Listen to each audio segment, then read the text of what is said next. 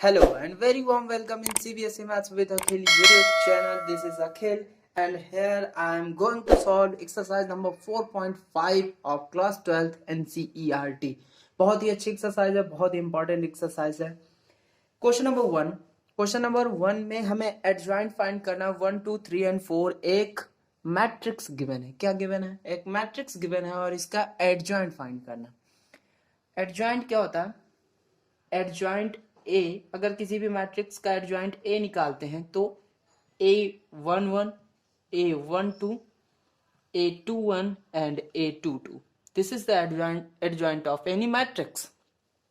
अच्छा, A11 A12 मैंने ऐसा क्यों लिखा है?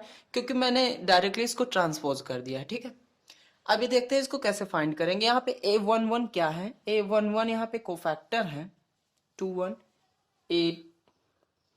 A11, A21, A12 and A22। इसको निकालते हैं। A11 क्या होगा? A11 4, A21 क्या होगा? A21 यानी कि इसके लिए -2, A12 इसके लिए -3 एंड A22 1। अब इसको इसकी जगह पे रख दो। implies that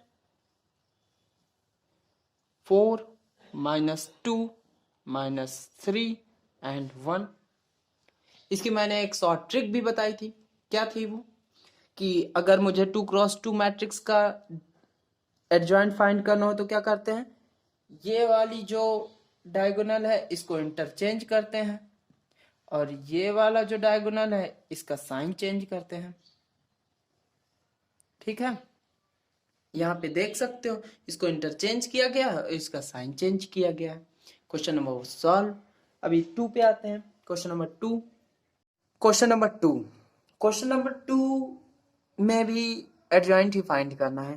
तो सबसे पहले इसके सारे कोफैक्टर निकालेंगे। क्या करेंगे? Cofactor A11, A12, A21, sorry A13, 3x3 की मैट्रिक्स है। इसके सारे कोफैक्टर निकालेंगे और इसका मैं एक तरीका बताऊंगा, बहुत ही इजी तरीका है और उसके थ्रू आप कोफैक्टर बहुत ही जल्दी निकाल पाएंगे। 21, 22, 23, A21 के बाद 23, 31, 32 एंड A33। इनकी वैल्यूज हमें फाइंड करनी है। अब यहाँ पे एक तरीका आप कर लीजिए तो बहुत इजी हो जाएगा। मुझे ये बहुत अच्छा लगता है। जहां जहां पे इनका सम ऑड आ रहा है वहां पे पहले से एक माइनस रख दीजिए।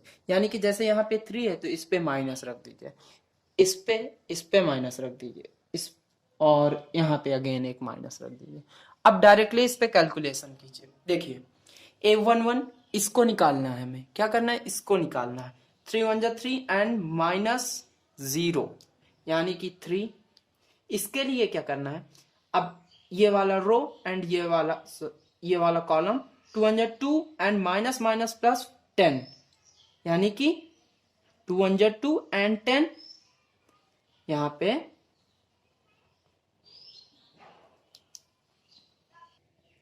-12 एंड 1 3 के लिए निकालना है ये वाला एलिमेंट। तो इसके लिए 2 0 यहाँ पे 0 हो जाएगा और माइनस माइनस प्लस फार्मूला वाला 3 2 जा 6। क्या हो गया यहाँ पे? 6 2 1 ये वाला। अभी -1 एंड 0 तो क्या होगा? और यहाँ पे एक माइनस पहले से है तो यहाँ पे -1 कर दीजिए डायरेक्टली। ठीक है, A22 इसके लिए 1 माइनस माइनस प्लस और 4 यानी कि 1 + 4 5। A23 इसके लिए 0 माइनस माइनस प्लस 2 1 जा 2 और माइनस फार्मूले का। ठीक है, तो यहां से क्या मिलेगा? -2। अगेन A31 के लिए इसके लिए निकालेंगे। क्या होगा? -5 एंड -6 -11। A32 इसके लिए, अभी इसके लिए निकालेंगे तो 5 1 जा 5 माइनस 4 यानी कि 1। ए 3 3, इसके लिए 3 1 जा 3 एंड माइनस माइनस प्लस 2 यानी कि 5। ठीक है, एक बार क्रॉस चेक कर लीजिएगा, ये वैसे सही होना चाहिए। 3 माइनस 6, जी हाँ सही है, जी बिल्कुल सही है। अब इसको क्या करना होता है, अब इसको एक मैट्रिक्स फॉर्म में लिख देना होता है, यानी कि 3 minus 12 and 6, 1 5 and 2, minus 11 minus 1 and 5, कुछ इस तरीके का। इसको इस फॉर्म में लिख दीजिए। अब ये जो मैट्रिक्स हमें मिली है इसको ट्रांसपोज कर दीजिए। क्या कर दीजिए, ट्रांसपोज कर दीजिए। इसका जब ट्रांसपोज करेंगे 3 माइनस 12 6 और 1 5 2 माइनस 11 माइनस 1 एंड 5, ये आपका आंसर। एडजॉइंट फाइंड करना बहुत इजी है। ठीक है, क्वेश्चन नंबर 3 पे चलते हैं, उसमें हमें प्रूविंग करनी है। Question number 3, a adjoint a is equals to adjoint a into a is equals to determinant a into identity matrix। Same order की आइडेंटिटी मैट्रिक्स होनी चाहिए। ठीक है, ये प्रॉपर्टी हमने पढ़ी थी और इसी प्रॉपर्टी को हमें इस क्वेश्चन के लिए प्रूफ करना है। देखिए, सबसे पहले क्या फाइंड कर लेते हैं, डिटर्मिनेंट वैल्यू ऑफ a। तो डिटर्मिनेंट a इसका निकाल लेते हैं। 6 2 जा 12 माइनस 12 एंड 4 3 जा 12 plus 12 is equals to 0। Determinant value क्या आई, 0 आ गई। अब एडजॉइंट फाइंड करते हैं। Adjoint a is equals to minus 6 2 and 4 minus 3। Adjoint a इसका ये मिला। अब क्या करते हैं कि एडजॉइंट a पे a से पहले मल्टीप्लाई करेंगे। क्या करेंगे, पहले a से मल्टीप्लाई करेंगे। तो यानी कि a एडजॉइंट a, ये वाली प्रॉपर्टी का सबसे पहला स्टेप ये है। तो मल्टीप्लाई करते हैं 2 3 minus 4 and minus 6 minus 3 4 and 2, इसको मल्टीप्लाई करिए, क्या मिलेगा, फर्स्ट रो फर्स्ट कॉलम। तो 6 2 जा 12 माइनस 12 एंड 4 3 जा 12 प्लस 12। अगेन 3 2 जा 6 माइनस 6 एंड 3 2 जा 6 plus 6 plus 24 and minus 24 plus 12 and यहां से माइनस 12, 0 मैट्रिक्स। ठीक है, सेम एज यहां पे। अब एडजॉइंट इनटू ए करना है, तो इसको इधर कर दीजिए, minus 6 minus 3 4 and 2 2 3 and minus 4 minus 6। इसको भी सॉल्व करते हैं। Minus 6 into 2 minus 12 and minus minus plus 12, और यहाँ पे minus 18 and minus minus plus 18,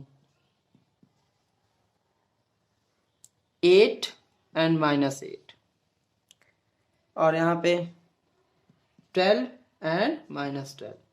again ये क्या मिला, 0 0 0 0। ठीक है, अभी देखिए, अब डिटर्मिनेंट इनटू आई। ठीक है, डिटर्मिनेंट इनटू आई यानी कि 0 इंटू 1 0 एंड 0 1, यही होता है। ये किसके इक्वल है, 0 से मल्टीप्लाई करेंगे तो ये क्या हो जाएगा, 0 हो जाएगा ना। ये इक्वल है इसके और इसके, तो यहां से ये प्रूफ हुआ कि ये जो प्रॉपर्टी है ये क्वेश्चन इसको फॉलो कर रहा है। क्वेश्चन नंबर 4 पे आते हैं। अभी क्वेश्चन नंबर 4, थोड़ा लेंदी क्वेश्चन है, इसलिए मैंने इसका एडजॉइंट पहले से फाइंड कर दिया है। और 3x3 के लिए भी एडजॉइंट फाइंड करने की एक ट्रिक है, उससे भी आप बहुत ही जल्दी फाइंड कर सकते हैं, लेकिन उसका यूज़ आप बोर्ड एग्जामिनेशन में नहीं करेंगे क्योंकि वो एनसीईआरटी पे नहीं गिवन है। अभी 2x2 वाली तो गिवन है, इसलिए आप उसका यूज़ कर सकते हैं। फिलहाल क्वेश्चन पे आते हैं।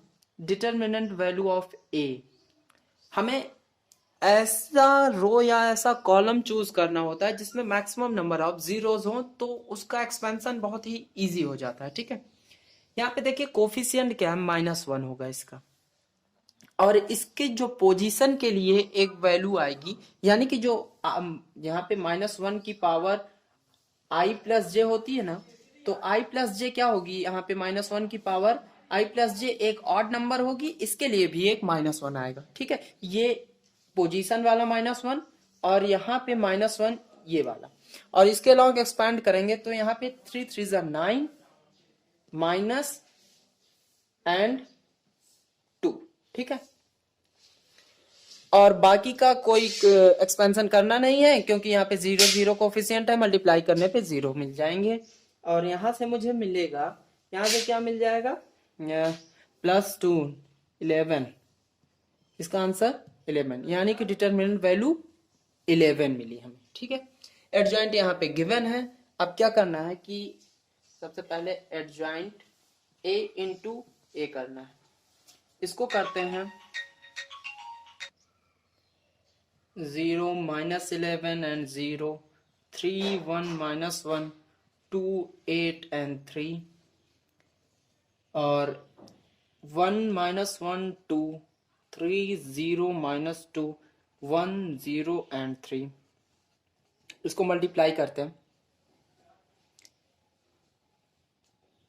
देखिए इसको मल्टीप्लाई करेंगे 0 9 +2 और फिर यहाँ पे 0 + 0 + 0 0 एंड यहाँ पे हो जाएगा -6 एंड फिर 6 प्लस का, यहाँ पे देखते हैं -11 1 8 1 3 1, तो -11 3 एंड +8 और +11 और 0 0। ठीक है, और यहाँ पे -22 -2 +24 और यहाँ पे 0 -3 +3 0 + 0 + 0 एंड 0 + 2 एंड +9। ठीक है, इसको सॉल्व करेंगे तो हमें क्या मिलेगा, मैं यहाँ पे लिख रहा हूँ 11 11 11 0 0 0 0 0 0। ठीक है, और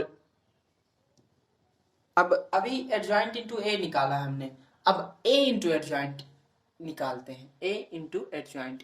ठीक है, तो ए इंटू एडजॉइंट ए, इसको भी सॉल्व करके मैं यहाँ पे डायरेक्टली लिख दे रहा हूं। ठीक है, यहाँ पे देखिए a इंटू एडजॉइंट ए मैंने यहाँ पे सॉल्व करके लिख दिया है, क्योंकि टाइम बहुत लग रहा था, इसलिए थोड़ा आपका टाइम बहुत ही इम्पोर्टेंट है, इसलिए मैंने ऐसा करा। यहाँ पे देखिए, यहाँ पे भी और यहाँ पे दोनों जगह सेम मैट्रिक्स दिख रही है, और यहाँ से हम लोग लिख सकते हैं, और ये दो दोनों मैट्रिक्स हैं, इनको अगर मैं कुछ इस तरीके से लिख दूं 11 इंटू 1 0 0 0 1 0 एंड 0 0 1, ये आइडेंटिटी मैट्रिक्स के फॉर्म में मैंने इसको लिखा है, यानी कि 11 इसमें से कॉमन लिया तो ये भी इक्वल है। और अगर मैं ये जो डिटर्मिनेंट वैल्यू ए है ना, ये देखिए यहाँ पे डिटर्मिनेंट वैल्यू ए से मल्टीप्लाई करें आइडेंटिटी मैट्रिक्स में तो सेम मैट्रिक्स मिल रही यहाँ पे भी और यहाँ पे भी। तो वो जो प्रॉपर्टी थी यानी कि A into adjoint A is equals to adjoint A into A is equals to determinant value of A into identity matrix of same order, वो फॉलो हो रही है यहाँ पे। ठीक है, तो क्वेश्चन नंबर 4 यहाँ से प्रूफ होता है। ठीक है, वीडियो में क्वेश्चन नंबर 4 तक ही, नेक्स्ट वीडियो में हम लोग सॉल्व करेंगे 5 से आगे। ठीक है, तो मिलते हैं नेक्स्ट वीडियो में।